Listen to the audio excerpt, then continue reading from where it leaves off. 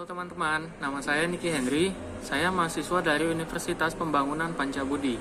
Kali ini, saya akan menjelaskan tentang bagaimana cara menginput SPT PPH 21. Tanpa berlama-lama lagi, langsung saja kita mencoba menginput SPT PPH 21-nya ya. Mengisi SPT tahunan PPH 21. Yang pertama ialah kita harus mengisi masa pajaknya, bulan dan tahun. Setelah itu kita memilih SPT normal. Oke, setelah itu kita akan mengisi identitas pemotong kita. Kita mengisi NPWP, nama lengkap, alamat lengkap, nomor handphone, dan email. Setelah itu kita harus mengisi pernyataan dan tanda tangan para pemotong. Yang pertama ialah kita harus mengklik pemotong.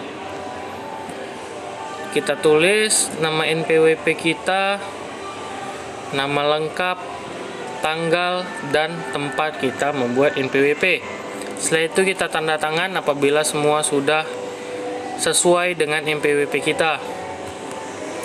Setelah itu kita akan pindah ke 1721 yang kedua. Yang pertama ialah kita harus mengisi kembali masa pajaknya, jangan lupa, dan kita harus mengklik satu masa pajak, kita mengisi NPWP lagi, dan kita langsung membuat formnya. Yang pertama kita harus membuat kembali NPWP kita, nama lengkap, dan bukti pemotongan. Sini ada tulisannya nomor. Kita catat dengan 1,304.20, kosongnya 6 kali dan 1. 1,3 di sini akan saya jelaskan, itu bukti tanda PPH yang tidak final. Dia simbolnya dengan 1,3. 04.20 ini ialah masa pajak kita, dan 0001 ini ialah nomor seri kita. Kita di sini juga mengisi tanggalnya dan kode objek pajak. Dan kita harus mengisi jumlah penghasilan bruto atau gaji kotor yang telah kita terima dan PPH dipotong. PPH dipotong di sini ialah 5% dari gaji kita. Saya buat di sini gaji saya 100.000 contohnya, dan dipotong Rp5.000. Dan di sini juga ada orang yang tidak mempunyai NPWP dengan gaji yang sama dengan saya, tapi pemotongannya lebih besar 1%, sekitar Rp6.000.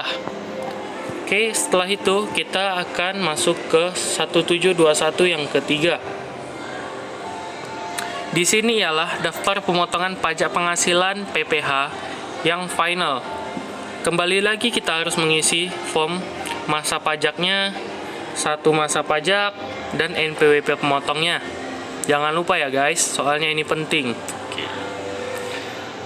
Oke, setelah itu kita harus mengisi NPWP, nama, dan bukti pemotongan nomornya ini ialah 1,4, 04.20, nolnya ada 6 kali dan 1. Maksudnya di sini 1,1.4 ini ialah, ini adalah simbol dari PPH yang final.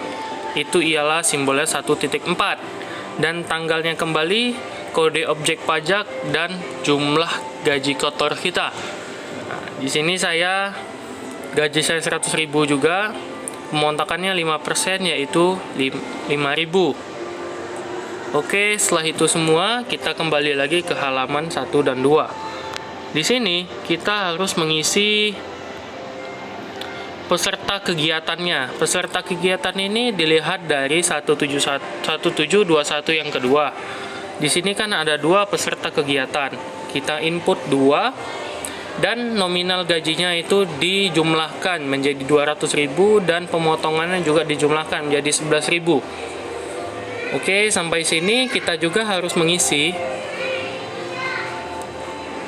penerima uang manfaat pensiun, tunjangan hari tua atau jaminan hari tua, pembayaran sejenis yang dibayarkan sekaligus. Di sini kita mengisi yang 1721 yang ketiga. Nah, di sini kita mengisi yang final ya. Jumlah penghasilan saya 100.000 dan dipotong Rp5.000. Di sini saya isinya jumlah penerima penghasilannya 1. Jumlah penghasilan saya yang bruto ialah 100.000 dan pemotongannya Rp5.000. Oke. Setelah itu kita harus juga melengkapi lampiran-lampirannya. Contoh yang ini formulir 1721. Berapa lampirannya? Kita buat 1 lembar. Kalau yang 171 yang ketiga juga 1 lembar, formulir 1721 yang keempat juga 1 lembar, dan surat setoran pajak atau SSP 2 lembar ya. Oke, setelah itu kita masuk ke 1721 yang keempat. Di sini ialah bukti atau surat setoran pajak atau SSP. Apabila kita sudah bayar potongan pajak yang diberikan tadi, maka keluarlah dia nomor NTPN-nya atau nomor bukti PBK. Di sini saya akan menjelaskan sedikit, ini adalah kode akun pajak kita. Di sini ialah kode jenis setoran.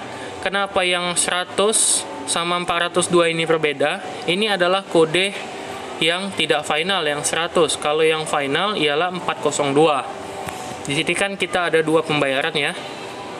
Oke, di sini kita masukkan kembali tanggalnya dan jumlah PPh disetor sebesar totalnya yaitu Rp16.000. Oke, sekian dari saya. Apabila ada kekurangan, saya mohon maaf. Semoga bermanfaat.